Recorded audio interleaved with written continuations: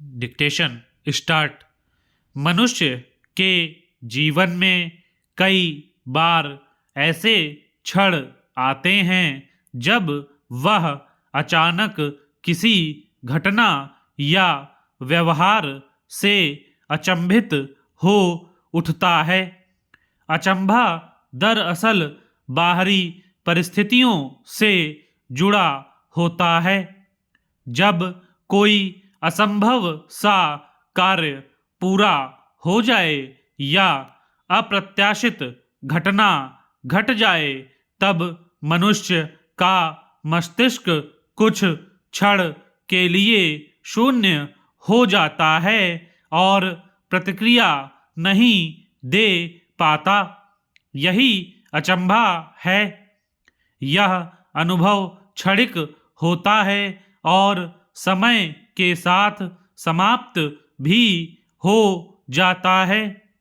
इसके विपरीत आश्चर्य का संबंध मनुष्य के भीतर से है। यह मन की गहराई में जन्म लेता है और स्थायी रहता है। वास्तव में अचंभा ही आश्चर्य की भूमि तैयार करता है। जब कोई अचंभित करने वाली घटना हमें सोचने, समझने और जिज्ञासु बनने की दिशा में प्रेरित करती है, तभी वह आश्चर्य का रूप लेती है। अचंभा केवल चौंकाता है, जबकि आश्चर्य हमें आत्मचिंतन और परिपक्वता की ओर ले जाता है। आश्चर्य मनुष्य की जिज्ञासा को जगाता है और उसे नई दृष्टि देता है। यह आंतरिक अनुभव हमें ज्ञान, सौंदर्य बोध और रचनात्मकता की ओर अग्रसर करता है। इस प्रकार कहा जा सकता है कि अचंभा क्षणिक प्रतिक्रिया है, जबकि आश्चर्य स्थायी अनुभूति। अचंभित होना जीवन की यात्रा का प्रारंभिक पड़ाव है और उसी के सहारे मनुष्य गहरे आश्चर्य तक पहुंचता है। आखिर यही आश्चर्य हमें नई ऊर्जा और व्यापक दृष्टिकोण प्रदान करता है।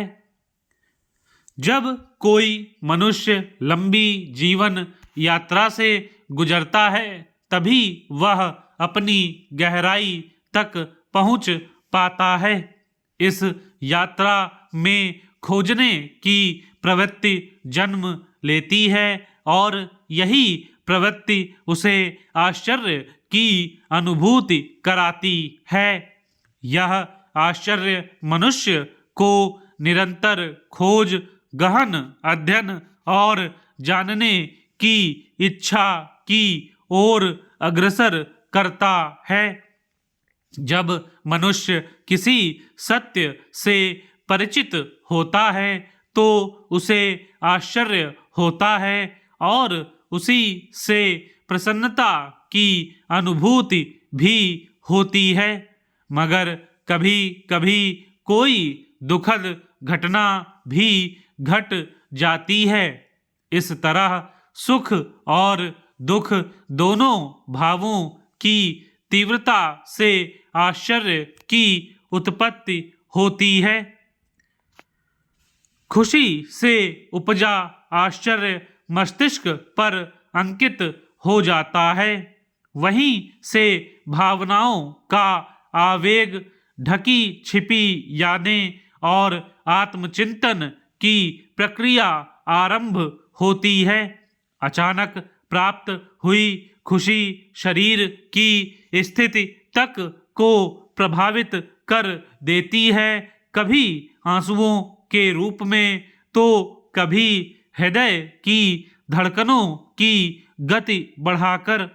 ऐसे क्षण शब्द विहीन हो जाते हैं, पर मन की गहराई तक पहुँचते ही यही खुशियाँ धीरे धीरे हमारे भीतर समा जाती हैं, जिन्हें हृदय और मस्तिष्क से अलग करना कठिन हो जाता है।